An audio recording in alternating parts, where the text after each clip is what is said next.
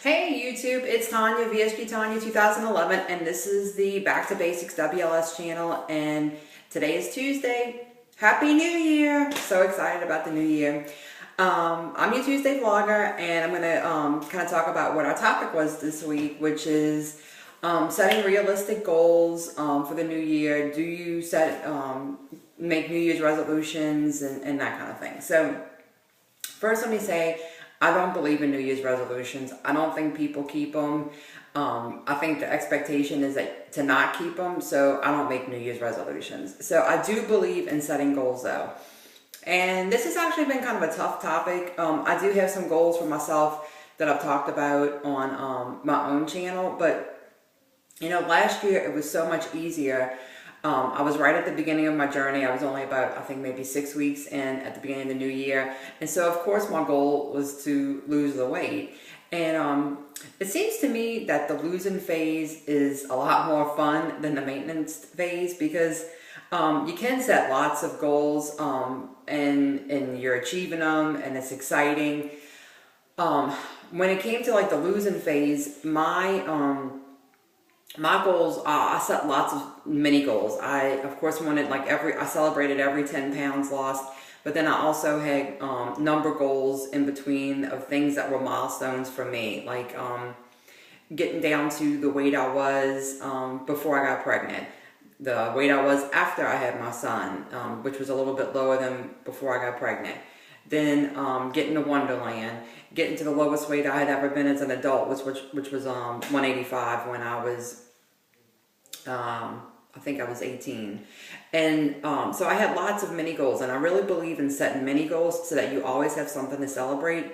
And I also believe in not setting goals that are kind of far-fetched and extremely hard to achieve. I know a lot of people like to challenge themselves and set really lofty goals, but for me, I always feel self-defeated if I don't meet that goal. So I never set a goal that had a time limit on it. I had a weight that I wanted, but I didn't say I want to be this weight by this time, because then if you don't meet it, you feel like a failure, and I never wanted to feel like a failure because no matter what I was doing, as long as I was losing, I was winning. So, hold on, let me grab my coffee. All right.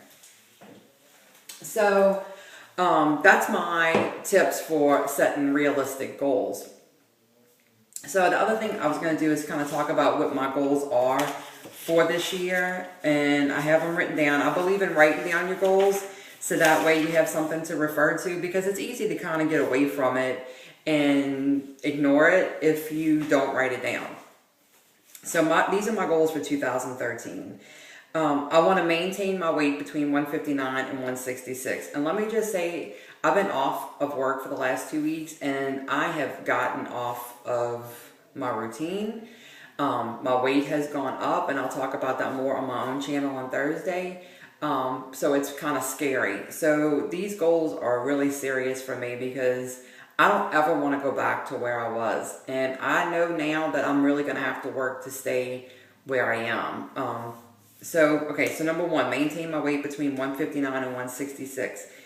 My second goal is to maintain exercising at least 3 times a week. I have done that for the most part for the whole last year, and it has really become part of my life, working and exercise. It could be very easy for me to say, I don't feel like exercising today, tomorrow, whenever. So I know I need to keep that focus to make it a priority to get to the gym 3 times a week. I just think that that's really important because my goal right now is not necessarily to be a number, but to be healthy. And to be healthy, you need to exercise at least 3 times a week. So that's a big goal for me. I want to work on firming up my abdominal area because I do plan on having plastics in November. At least a tummy tuck, maybe a lower body lift. I'm not quite sure yet. I haven't really met with surgeons yet. But I know that is a strong goal for me, is to have plastics in November. And so I want to have my ab area as firm as I possibly can to have the best results that I can have. I want to focus more, and this is number 4, concentrate more on healthy living rather than the scale. The scale can really piss me off sometimes, and so I'm trying to keep in my mind, I go back and forth with, it's all about healthy living, it's all about healthy living, making healthy choices, getting to the gym, drinking your water.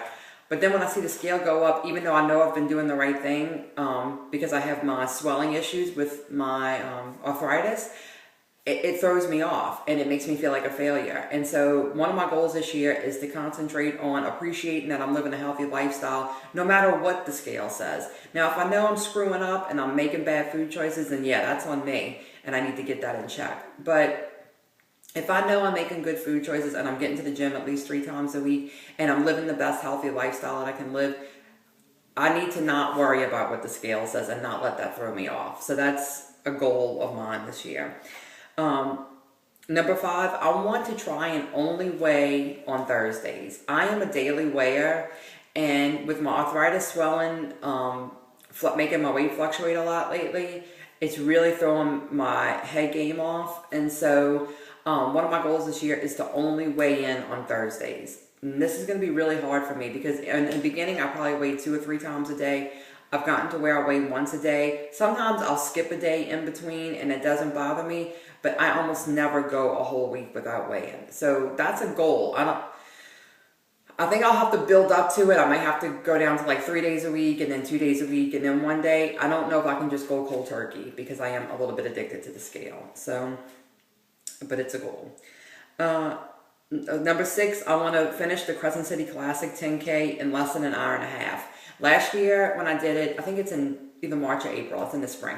I did it in an hour and 45 minutes, which, you know, I still had some weight to lose and I was pushing it. But I am a lot more fit this year. And so I really think I should finish it in a lot less than an hour and a half, but we'll see. With my arthritis, it's kind of iffy, but I plan on working on that. I want to accomplish that. Then number 7 is to continue to report my weight and make my YouTube videos every Thursday. I think that accountability, having that in the back of my mind that I have to tell people how much I weigh and I don't want to embarrass myself by having to come on and say I've screwed up and my weight's gone up. I mean, I know in real life that's going to happen, but I think not being accountable every week makes it a lot easier to allow the scale to go up.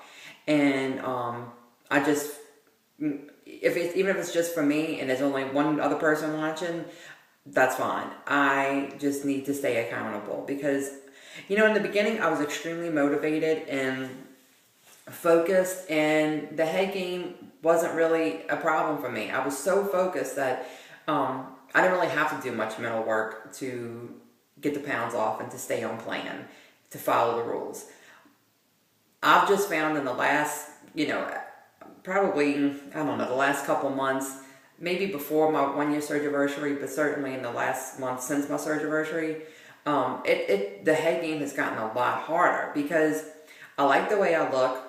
I am able to incorporate a few more foods that I wouldn't have eaten in the losing phase, but trying to find that balancing act where I'm sticking to following the rules and allowing a few things, you know, treats in.